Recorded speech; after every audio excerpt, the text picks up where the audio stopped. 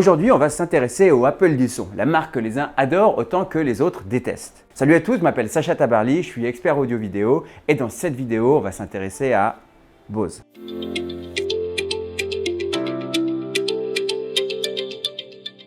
Avant d'aller plus loin, si ce n'est pas la première vidéo que vous regardez de nous et que ce n'est pas déjà fait, abonnez-vous dès maintenant en activant les notifications. Vous recevrez nos idées lumineuses chaque vendredi pour en savoir plus sur le home cinéma. Notre objectif dans cette vidéo va être de comprendre pourquoi Bose suscite autant d'avis radicalement opposés. Bon, le premier constat, c'est que s'il y a autant de monde qui achète des systèmes Bose, c'est que de toute façon, ça ne peut pas être aussi mauvais que les détracteurs le disent. Ces détracteurs, vous savez de qui je parle, ce sont les audiophiles. Le grand décalage entre Bose et le monde audiophile, c'est la philosophie. Bose est un système fermé qui est très cher en comparaison des caractéristiques techniques pures qui sont proposées. C'est-à-dire que pour un montant dépensé identique, vous obtenez une qualité de son et des performances nettement supérieures en achetant un ampli et de bonnes enceintes. C'est pour ça que je dis que c'est l'Apple du son, puisque c'est aussi ce que l'on entend des utilisateurs Android à propos des iPhones ou des Mac. À la différence près que les systèmes Bose ont pendant longtemps employé des composants ultra basiques comme des membranes en papier et des caissons de basse à évent, qui sont reconnus d'un point de vue technique vraiment inférieur à ce qui se fait dans l'industrie.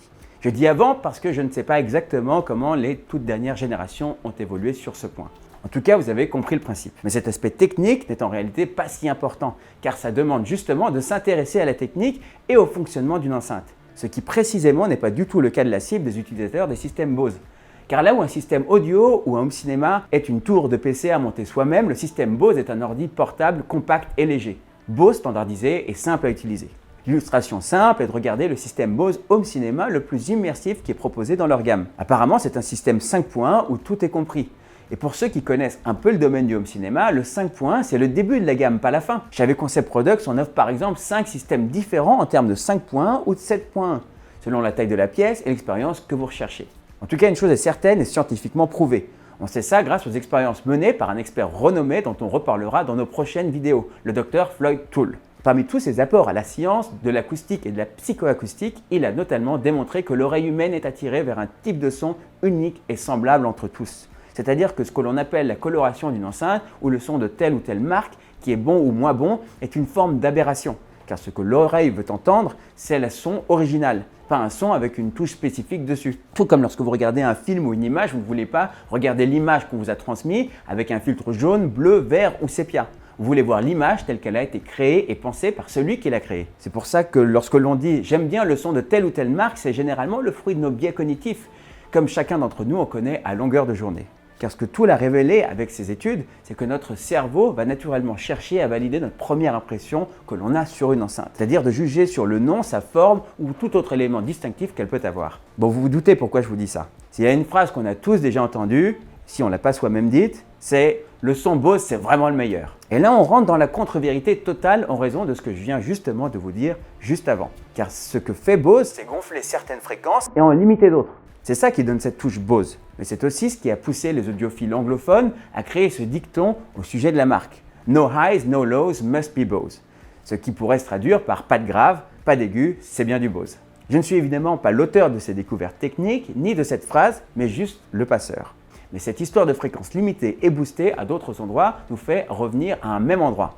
En faisant cette manipulation du son, Bose le rend plus uniforme, plus facile à écouter par tous, n'importe où et dans n'importe quelle condition, sans avoir à se pencher sur la technique ou sur la compréhension des réglages sous-jacents au fonctionnement du système. Bref, pour continuer dans les analogies, le son Bose est une forme de McDo. C'est simple, standard et pensé pour plaire au plus grand nombre. Et ne prenez pas cette histoire de McDo comme une critique, j'y vais moi-même de temps en temps et je pense que probablement vous aussi, tout comme des millions de personnes dans le monde. C'est donc simplement une réponse à une demande du marché. En revanche, comme vous ne direz pas à Thierry Marx que McDonald's fait de la cuisine gastronomique, ne dites pas à un audiophile que Bose produit le meilleur son. Car ça, pour le coup, c'est vraiment une bêtise et qui peut être démontrée en quelques instants, totalement factuellement par quelqu'un qui connaît un peu le sujet. L'ironie de cette histoire, en revenant à l'analogie d'Apple, c'est que personnellement, j'ai un Mac et un iPhone. Donc j'aime avoir cette sécurité que tout fonctionne comme ça devrait. Et pouvoir me dire que je n'aurai pas à trifouiller les cartes ou processeurs ni comprendre leur fonctionnement. J'aime juste avoir quelque chose qui fait ce qu'il est censé faire. Et Bose, d'une certaine façon, offre ça pour le home cinéma. Pour ce qui est du home cinéma, on sait à quel point ça peut être complexe à gérer pour que tout fonctionne bien comme il faut. Chez AV Concept Products, on le vit quotidiennement avec des problématiques à gérer. Et pourtant, l'expérience d'un véritable home cinéma bien monté n'a juste rien à voir avec un système fait de mini-satellites dans chaque coin de la pièce. La différence en termes d'immersion, c'est comme je le dis souvent, la différence entre conduire un kart et une Formule 1. Les deux offrent des sensations fortes, mais on ne joue pas vraiment dans la même cour. Et c'est pour ça qu'on s'est mis en tête chez AV Concept Products de vous proposer des solutions complètes du niveau du Formule 1, mais avec la simplicité d'un système complet où vous êtes pris en main, accompagné et où vos choix seront soit bons, soit excellents.